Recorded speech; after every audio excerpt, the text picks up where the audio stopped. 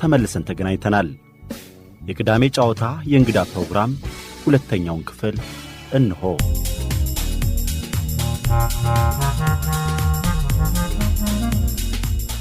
ፓስተር ሃንፍሪ አሊጋዝ የተወለዱት ወልዲያ ደብረ ገሊላ ነው።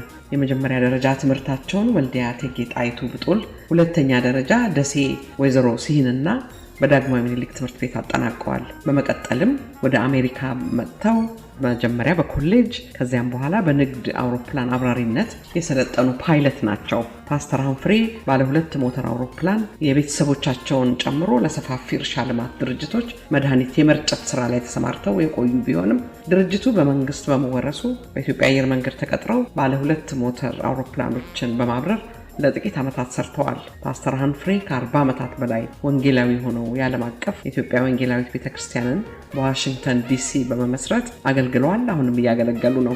ዛሬ ለፓስተር ሃንፍሪ ቃለ መጠይቅ ለማድረግ በኢትዮጵያ ወንጌላዊት ቤተክርስቲያን ዋሽንግተን ዲሲ ተገኝቻለሁ። ይሄ ቃለ መጠይቅ ኢትዮጵያውያን በአሜሪካ ኦራል ሂስትሪ ፕሮጀክት ተከታታይ ዝግጅት አካል ሲሆን ከኢትዮጵያ ሄሪቴጅ ፋውንዴሽን እና በሸገር 102.1 ሬዲዮ ትብብር የሚካሄድ ነው። ዛሬ ኖቬምበር 8 2023 ነው። ፓስተር ሃንፍሪ ከኔ ጋር ናቸው። እኔ መዓዛ ወሮ ነኝ ከሸገር ሬዲዮ።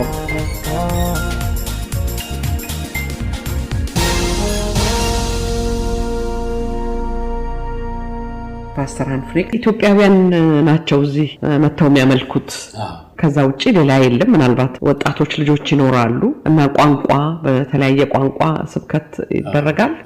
ምንድነው አሁን የኔ ታናሹ ልጅ አለ እና እሱ ቤተክርስቲያን ከፍቷል። ኦቨርፍሎ ቸርች ይባላል። እሱ ወጣቶችን ሁሉ ሰብስቦ በእንግሊዝኛ የሚናገሩትን እኛ ጋር ቢመጡ መስማት የማይችሉትን እነሱ ወደ 400-500 የሚሆኑ በየሳምንቱ እየተሰበሰቡ በየጊዜው እያደጉ ሄደዋል። እንደዛ አይነት ብራንች አድርገናል። ከነሱ ጋር እንደውም 9 ነው የሚሆነው። እኛ ጋር ደግሞ በእንግድነት የሚመጡ ካሉ እንትን አለን የጆሮ መስሚያ ያን ትርጉም አለው ከፍ ዝቅ ማድረግ የሚችሉት አስተርጓሚ አለ። በአስተርጓሚ ይሰማል። አንዳንድ ጊዜ ግን ህዝቡንም ለመርዳት ብለን 7 ጊዜ ኮንፈረንስ አዘጋጅተናል ለነጮች እና በእንግሊዝኛ ስብከት እንግሊዝኛ መዝሙር እንደዚህ አድርገን እና በዛም ላይ ጥሩ ውጤት አግኝተናል። እንደውም አንድ ጊዜ ለ3 ቀን የምናደርገው አንድ ጊዜ እንደውም 9 አሜሪካኖች ጌታን ተቀበለው ክርስቲያን ሆነዋል። እና ደግሞ ፈውስ ፕሮግራም አደርጋለሁ ብዙ ጊዜ ሚሊኒየም ሳደርግ ነበር በየዓመቱ እና ሰዎች ይፈወሳሉ። ወደፊትም ሀሳብ አለን እነሱን የመድረስ እግዚአብሔር እዚህ ድረስ ካመጣን ለእነሱም በረከት መሆን አለብን ብለን እናምናለን። እኔ እንደውም እዚህ ሀገር የታዋቂ የሆነ ካሪዝማ የሚባል መጽሔት አለ። እዛ መጽሔት ላይ 3 ጊዜ ኢንተርቪው አድርገውኛል።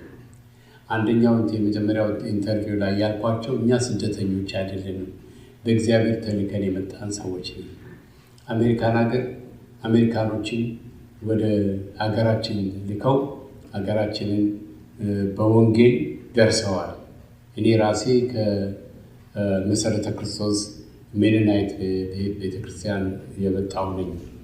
አሁን ግን በአሜሪካ ውስጥ ክርስትና ደክሟል፣ ቃል ብቻ ሆኗል።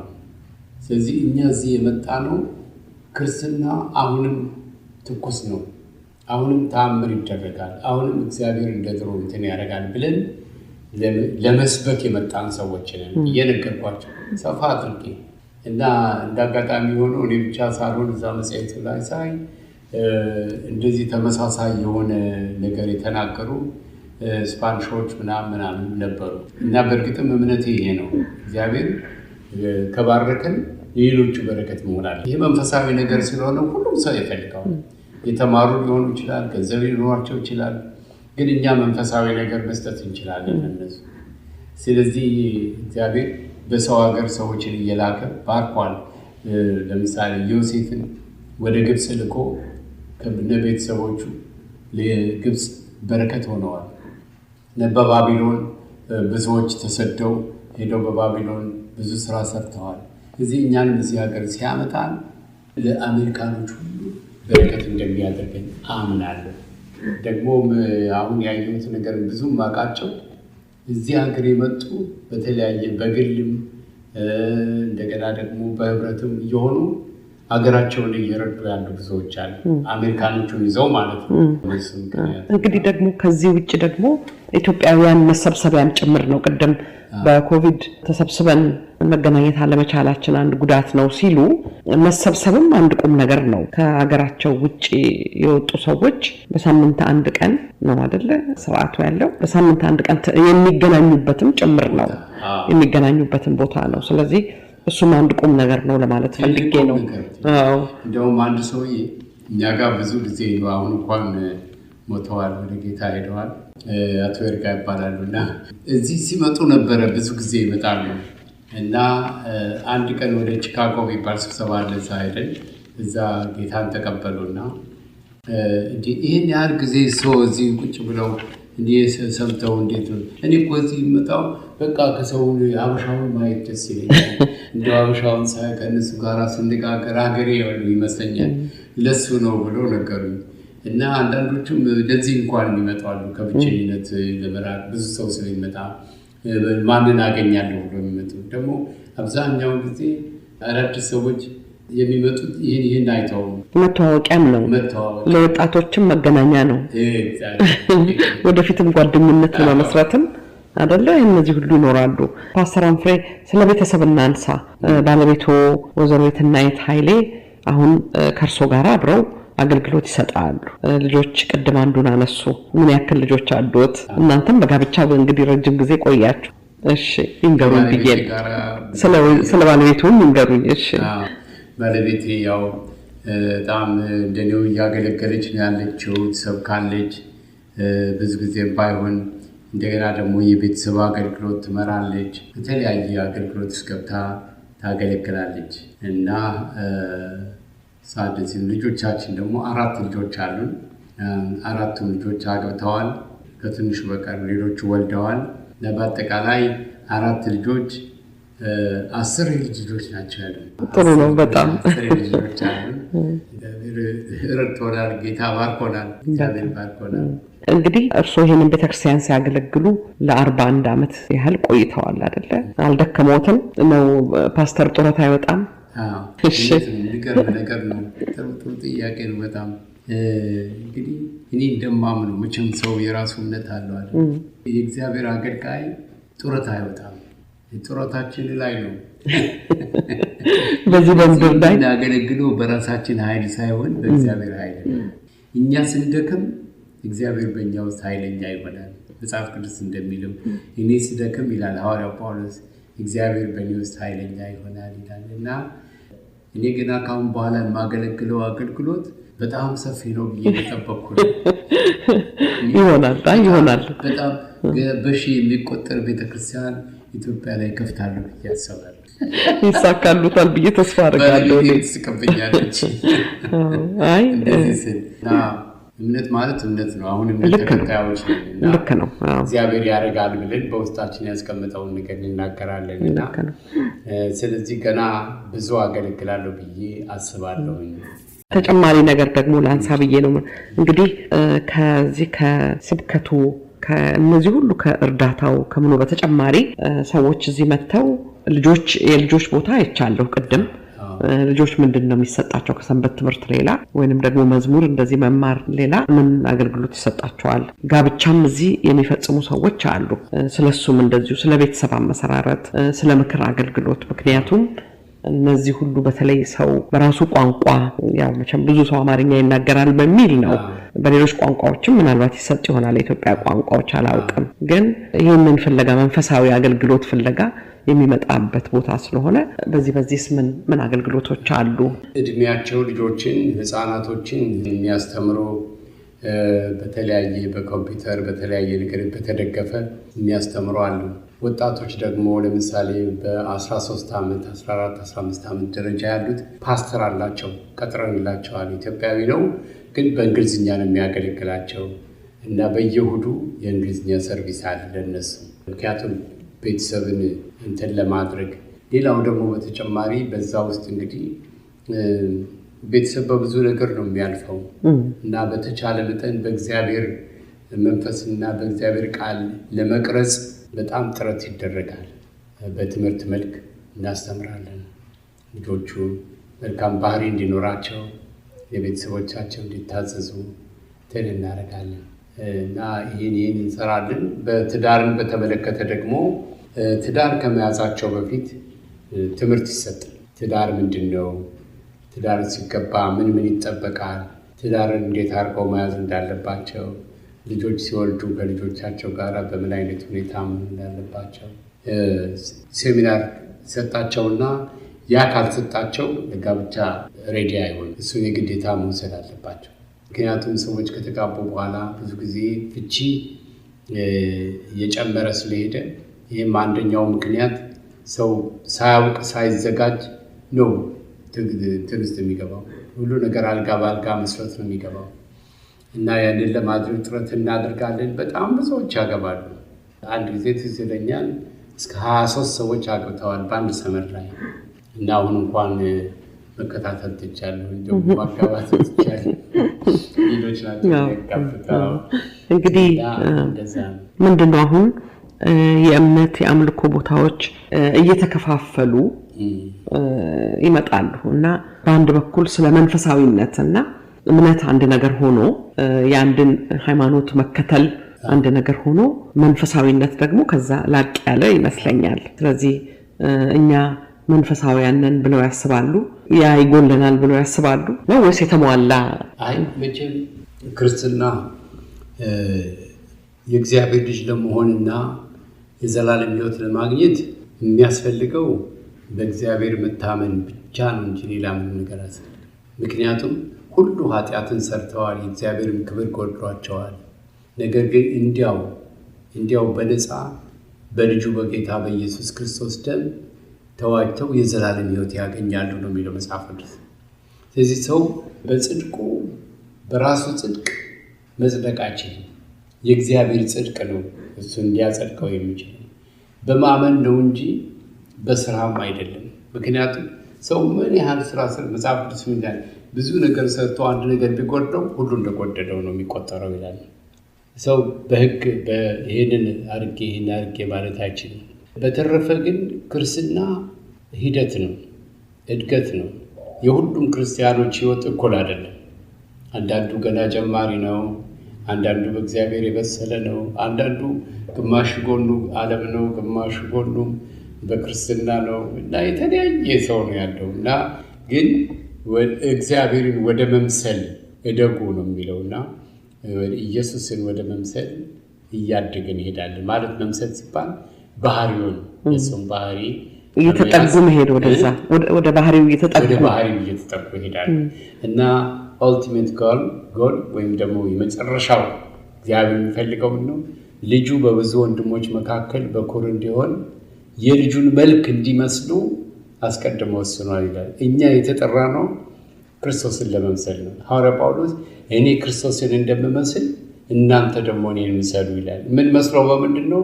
በመልክ በምን አይደል? በባህሪ ነው።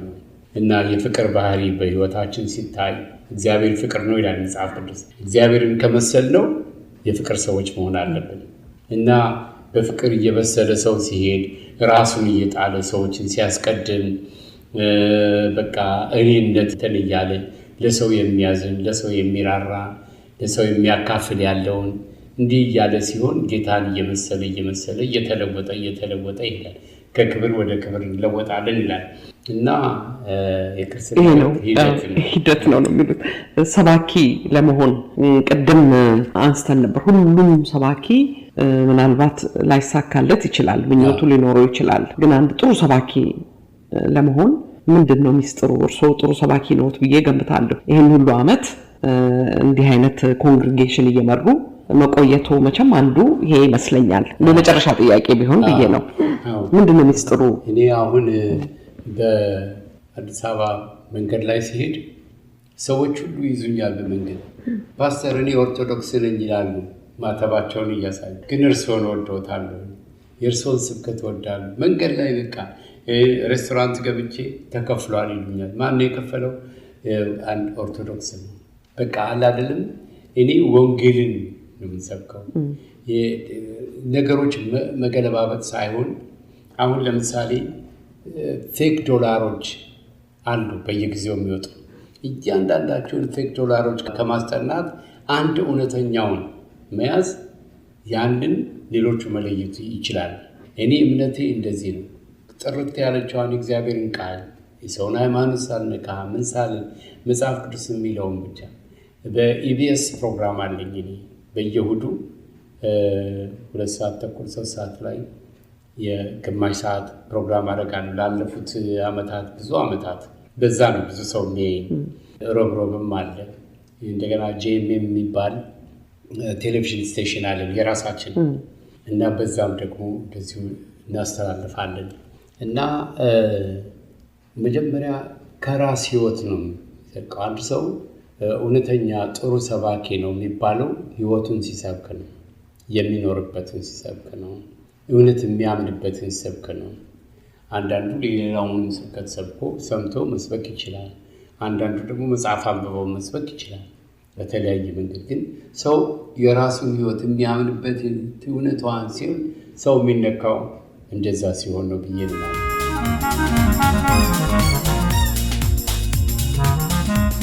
ሬዲዮ ጣቢያው ሸገር 102.1 ዝግጅቱ የጨዋታ እንግዳ ነው። የዛሬ የጨዋታ እንግዳችን ለረጅም ዓመታት ኑሯቸውን በአሜሪካ የመሰረቱት ፓስተር ሃንፍሬ አሊጋዝ ናቸው። ፓስተር ሃንፍሬ አንድ ጥያቄ፣ እንደገና ተመልሰው ትምህርት ቤት ገብተው ነው ለፒኤችዲ ሰርተዋል። ስለሱ ይንገሩ። ምንድን ነው የተማሩት? እንዴት ነው ጊዜ ፈጀብኝ። በእርግጥ 2-3 ትምህርት ቤቶች ናቸው እንትን ያደረኩት። ነገር ግን አሁን ዶክተር ኦፍ ፊሎሶፊ ፒኤችዲን አግኝቻለሁ እና በዚህ እግዚአብሔር እርዳታ ይሄን አግኝቼ ያው በደንብ በቃ ማወቅ የሚገባኝን ሁሉ ቡኑ ባላውቅም ፓርቱን አውቄ የዶክተሬት ዲግሪን አግኝቻለሁ እና እግዚአብሔርን በጣም አመሰግናለሁ። ስለዚህ ለመጻፍ ያስባሉ? መጽሐፎች የጻፍኳቸው መጽሐፎች 4-5 መጽሐፎች አሉ። ምንድን ናቸው? በምን ላይ ናቸው? በሃይማኖቱ አንደኛው የጻፍኩት በጆሮ ያለው ይስማ በሚል ጆሮ ያለው ይስማ በሚል በመጨረሻው ዘመን ላይ እግዚአብሔር ሊያደርግ ያለውን ነገር። ሌላው ደግሞ አባታችን ሆይ የሚለው ጸሎት አባታችን ሆይ የሚለው ጸሎት እሱን ተንትኜ ምን ማለት እንደሆነ ጥሩ መጽሐፍ ነው። አሁን እዚህ የለኝ አንድ መጽሐፍ ሰጥሽ ደስ ይላል። የራስዎን ህይወት በሚመለከት የራሴን ህይወት በሚመለከት አሁን እየተዘጋጀው ነው። የመጨረሻው መጽሐፌ እሱ ይሆናል። ግን እሱ በሚጻፍበት ጊዜ ብዙ ተአምር እግዚአብሔር ስላደረገ እምነት የሌለው ሰው ሰምቶ ይሄን ነገር ብሎ የሚጠራጠርበት ይሆናል ብዬ አስባለሁ። ተማሳይ ባህሪ ነው። በቃ በታምር ነው በታምር ነው ያኖረኝ። የሚገርመው እቺ ብጨምር ደስ ይለኛል። እሺ እዚህ ያለን ኮርስ ብዙ ችግር አይተናል፣ ብዙ ማጣት ማግኘት አይተናል እና አንዳንድ ጊዜ ቤት ውስጥ ምንም የሚበላ ነገር በማይኖርበት ጊዜ ነበር። ያው በቀላሉ አገልጋይ ሲኮን ጊዜውን በሙሉ ማጠፋው በቤተክርስቲያን ስለሆነ የምሰራው ታክሲ ነው። ታክሲ እየረዳው ነው ያገለገለው። ከአእምሮ ህመምተኞች ስራ ወጥተው ጥበቃ ወጥተው ታክሲ ነው። ታክሲ የመረጥኩበት ምክንያት ምንድን ነው? ታክሲ በፈለግኩ ጊዜ ለማቆም በፈለግኩ ጊዜ ለመስራት እድል ይሰጠኛል።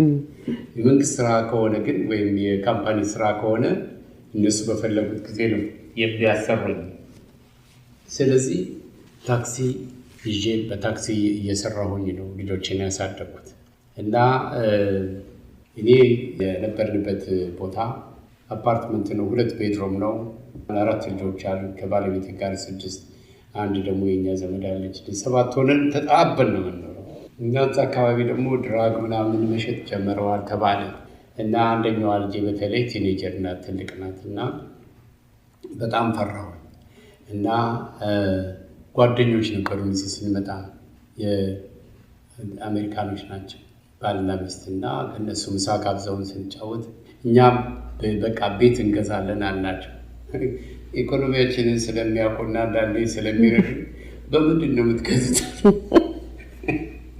ለመሆኑ ቤት ስንት እንደሚገዛ ታውቃላችሁ? በእውነትም አናውቅም ስንት እንደሚገዛ። ምክንያቱም እዚህ ሰፈር እንትን ማለት አንፈልግም፣ ለልጆቻችን ፈራን ምናምን አለ ስንል ሄደው ከ8 ቀን በኋላ ደወልና እኔና ባለቤቴ ተነጋግረን ለእናንተ ቤት እንድንገዛላችሁ ጌታ ተናግሮናል። ይሄ እግዚአብሔር ይባርካችኋል። ቤት ፈልጓል። ቤት መፈለግ ጀመር። ስንፈልግ እኔ ትንሽ ቤት ምናምን እላለሁ። ባለቤቴ ትንሽ ነገር አትወድም። የጥሩ ነገር አንልቅቃት እና ትልልቅ ቤት ነው የምትፈልግ። ተይ በቃ በዚህ ልስራ በኋላ እሷ ይሆን ብዬ $205,000 ቤት ተገኘ። ይሄን ነው የምወደው አለች። ያኔ እንግዲህ የዛሬ 30 ምናምን ዓመት 200,000 ማለት በጣም ብዙ ገንዘብ እና ደወልንና እንዲያገኘን 200 ግድ የለም በቃ እናንተ ከወደዳችሁት በቃ ሎየርን ልካለሁ አለ። ሎየሩን ላከ። መታችሁ ቤቱን አታዩም? ለእናንተ ናቸው የምትገዙት የምትኖሩበት እና እኛ ከወደዳችሁት ምንም አይደለም አለ። ዶክተር ነው ሰው እና ያንን ቤት ገዛን። ከአፓርትመንታችን ወጣንና ትንሽ ዕቃ ስለነበረች የገዛነው ቤት ትልቅ ነው። ላይ ሳሎን አለው፣ ታች ሳሎን አለው። ሚንታ ቤቱ ብዙ ነው። ልጆቹ አንዳንድ ሚንታ ቤት ይሄን የሚንታ ቤት ነው ይሄን የሚንታ ቤት ነው ይላሉ እና እንደሱ ሲሉ በቃ ዝም ብለን እኛም ግራ ገባን። እቃውም እዛ ውስጥ ገብቶ ጠፋ። በቃ በሆነ ጠፋ ማለት ይቻላል። እና ከዛ እኔ ተንበርክኬ ጸለይኩና ጌታ ሆይ አሁን እነዚህ ልጆች በቃ ስገባ ስወጣ መከራ ሳዩ፣ የታለ አልጋው፣ የታለ ጠረጴዛው፣ የታለ ማጥኛዬ ምናምን ይሉኛል እና ምን ይሻላል ስለው በቃ ቼክ ቡክህን ያዝና የትን ይዘህ ሄዳለኝ። እንዴ ገንዘብ እኮ የለኝም አልኩት። አውቃለሁ አለ እና ቼክ ቡክህን ይዤ የት እንሂድ በቃ ለሰው አልነገርኳትም ሚስጥሩን፣ ምክንያቱም እሺ አትልም ብነግራት እና የት እንሂድ ፈርኒቸር ለመግዛት እነዚህ ልጆች አስቸገሩን ሲል እነዚህ ቤት የገዙልን ሰዎች የሰጡን መስሏታል እሷ ፈርኒቸር እንድንገዛ። ከዛ ማርሎም ይባላል በጣም ኤክስፔንሲቭ ቦታ ማርሎ። ኧረ እሱ እኮ በጣም ኤክስፔንሲቭ ነው።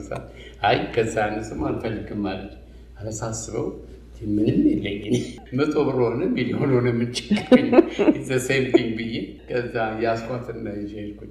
ጌታ ሆይ አሁን እነዚህ ሰዎች እዚህ ሀገር ደግሞ ቼክ ሲመለስ ፍሮድ ነው፣ በጣም ከባድ ትልቅ እንትን ነው፣ ክራይም ወንጀል ነው ወንጀል እና እንደው ምንድን ነው ብዬ አይ ጌታ ብሏል አይደል ማመን አለብኝ ብዬ ከዛ ይሄንን ስትላጋ ስትጽፍ ቼኩ 5 ብር 200 ቼክ ነው። ቆርጬ ሰጠው። እቃው መጣ፣ ቤቱ ሞላ፣ ልጆች የሚፈልጉት ነገር ተገዛ፣ ሁሉ ሰው ደስተኛ ሆነ፣ እኔ ብቻ ሀሳብ ውስጥ እና ከዛ በቃ እንደው ጌታ ሆይ ይላሉ። ግን ውስጤ ደግሞ እንትን አይልም፣ ፍርሃት ምናምን የለኝም። ከዛ ፖስተኛው የሚመጣው ሁልጊዜ በ4 ሰዓት ነው። 4 ሰዓት ጠብቄ ነው የሚመጣው። ቢል ይዞ የሚመጣው ቆይዳለሁ። ፓስት የተመለሰ ቼክ አለ ለማለት እና በመስታወት ይታያል። እዛ እሱ መጥቶ ሲሄድ ሮጬ ሄድና መጣና አያለሁኝ፣ ምንም የለም።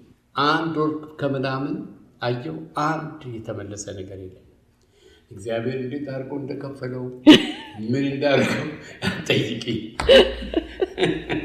ቼኩ ግን አልተመለሰም። ለባለቤቴም ቆይቼ ነው የነገርኳት ይሄንን እና እግዚአብሔር እንደዚህ አይነት ተአምር ነው በቃ የህይወቴ ተአምር ነው። አሁን ታክሲ ለመንዳት ፈለግኩኝ። ታክሲ መንዳት 2 አይነት እንትን አላቸው፣ ፈተና አላቸው። አንደኛው ፈተና ከተማ ውስጥ ታክሲ በሚኖርበት ጊዜ ኖ ማለት ስለማይችሉ ከባድና ማንም ሰው ሊመልሰው የማይችለው ፈተና ያመጣሉ። 15 ሰው ተፈትኖ 1 ሰው ካለፈ ትልቅ ነገር ነው። ምክንያቱም አሁን ከዚህ ተነስተህ ይላሉ የሆነ ከእንዲህ አይነት ሆስፒታል ተነስተህ እንዲህ አይነት ሆቴል እንዴት ትሄዳለህ ይላል። ብዙ አይነት መንገድ አለ። ትንሽ ጨምር አድርገው ወደ በሌላ ሄደ በሜትር ስለሆነ ኦቨርቻርጅ አድርገሃል ይላል። አሳልፍ ማንም ሰዓት 2 ጊዜ ተፈተንኩ፣ አንዴም አላለፍኩም እና እንደውም በዚህ በ2 ጊዜ 1 ሰው ነው ሲያልፍ ያየሁት። በ3ኛው እኔ ታክሲ ያስፈልገኛል ታውቃለህ። ምክንያቱም ታክሲ የምፈልግበት ምክንያት በፈለግኩ ጊዜ አቆሜ ስራዬን ለመስራት ቸርች ለመሄድ እና ዛሬ አንተ ትፈተናለህ እኔ እሄዳለሁ አልኩና ገባሁ። በኋላ ያው መጽሐፍ ነው ደግሞ ማጥቆር ምናምን ቢሆን ጥሩ ነው፣ መጽሐፍ ነው። በዚህ እንደዚህኛው በኪንግ ስትሪት ወደዚህ ዞሬ በምናምን ወደ ኩዊን በዚህ ዞሬ ምናምን ነው እና ጻፍኩኝ። ኋላ ሁላችን እንጠብቃለን። እዛው አርሞ ነው የሚሰጥ እኔ ብቻ መጣና ዩር ላኪ 7 አግኝተሃል ሰጠኝ። ከዛ ምን አልኩ በውስጤ እግዚአብሔር ምንድን ነው ያደረገው? እኔ የጻፍኩት እንደገና ሌላ አድርጎ ጽፎ ደግሞ ሆነ ምን አገባኝ። ከዛ ከ2 ወር በኋላ በሬዲዮ ነው የምሰራው። ሀክ ኢንስፔክተር ይባላል። ሀክ ኢንስፔክተሩ ይፈልጋል። ምን አደረግ ኦቨርቻርጅ አድርገሃል እንዴ? ምን አጠፋ ምናምን ሲሉ በቃ አገኛታለሁ። ሄጄ ትንስለው አንተ እንኳን ልታልፍና 0 ነው ያገኘው አለኝ።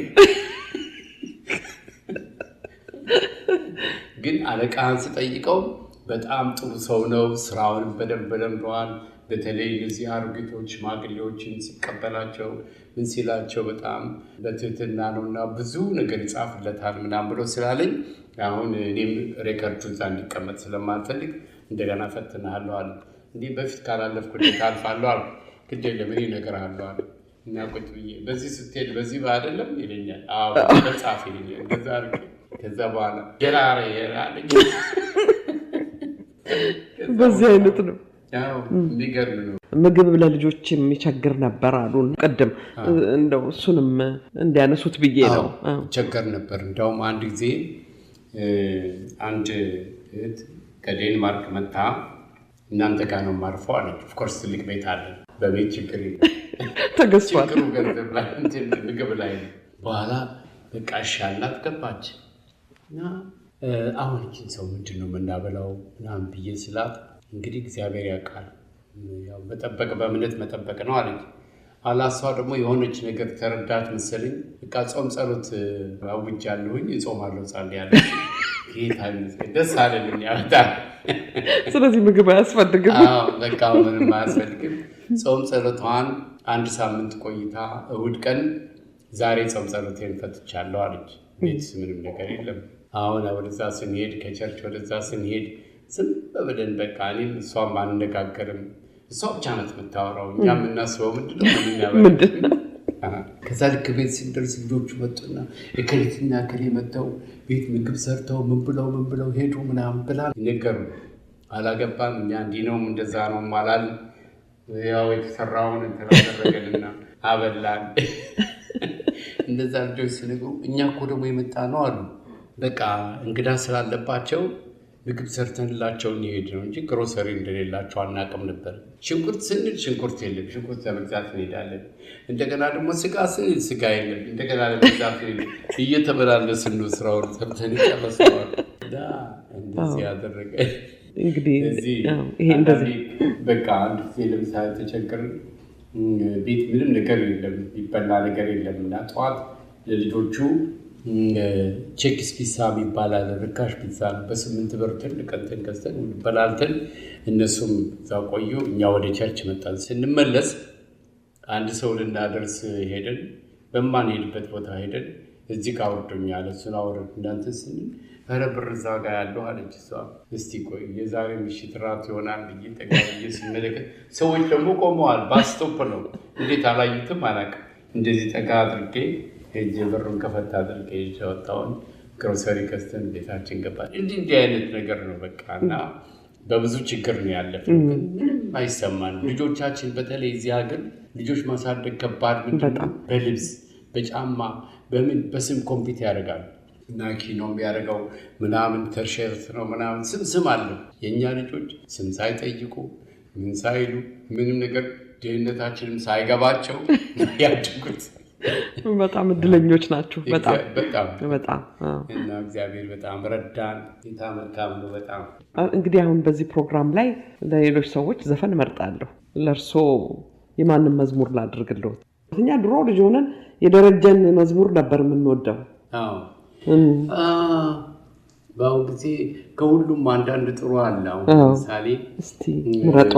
የደረጀንም በጣም የምወደው መዝሙር አለ። ምን የትኛው ይሆን? ሮጦ ሮጦ የሚለው እንደው የሰውን ሩጫና በከንቱ መሆኑን የሚያሳይ ነው። እና ሌላ ደግሞ የእግዚአብሔር ምሕረት የሚናገሩ መዝሙሮች በጣም ደስ ይሉኛል። ምክንያቱም እግዚአብሔር መሐሪ ነው። እኛ ከምናውቀው በላይ የእግዚአብሔር ምሕረት ትልቅ ነው በጣም። እና ምህረቱ አያልቅምና የሚል መዝሙር አለ። እሱን በጣም ወደዋለሁ እና በተረፈ የኔ ማምለክ ወዳለሁ፣ እግዚአብሔርን ማምለክ። ድሮ መዘመር በጣም ጥሩ ነበር፣ ዘምር ነበረ። ዘማሪ ሁኜ እንትን አለም እንጂ እንደዚህ በመምራት አሁን ትንሽ ኮሮሮ እንደ ድሮ አይደለም። ወጣቶቹ ይዘምሩ ነው። ታስረው ነበር ፓስተር ሃንፍሬ? ታስሬ አላውቅም። እስር ስለምጠላ አንድ ጊዜ ብቻ ልጅ ሆኜ ብስክሌት እየነዳሁኝ አንድ ትንሽ ልጅ ወደ ደረቶ ሲመጣ በእግር ገፋሁትና ወደቀ። እናቱ አበደች እና ምን አለች፣ ፖሊስ ጠራች ምናምን። እዛ አባቴ እስኪመጣ ድረስ ታስረሃል ተብዬ ፖሊስ ጣቢያ ትንሽ ጊዜ ቆይቷል። የተሳሳተ መረጃ ነው ያገኘሁት። ዘንድሮ ሁሉም አይታመንም እኮ የሚገኘው መረጃ። በጣም በጣም በጣም አመሰግናለሁ ፓስተር ዶክተር ካፕቴን ሃንፍሬ። ከእርሶ ጋር ይህን ያክል ጊዜ ወስደን በመነጋገራችን በጣም ደስ ይለኛል። በጣም በጣም አመሰግናለሁ። እኔም በጣም ይድል ሰጥተን በጣም አመሰግናለሁ። አንቺን ደግሞ በጣም ወደድኩሽ። በጣም ጥሩ ሰው ነሽ እና እግዚአብሔር ይባርክሽ። አሜን። እግዚአብሔር ይስጥልኝ። በጣም እሺ።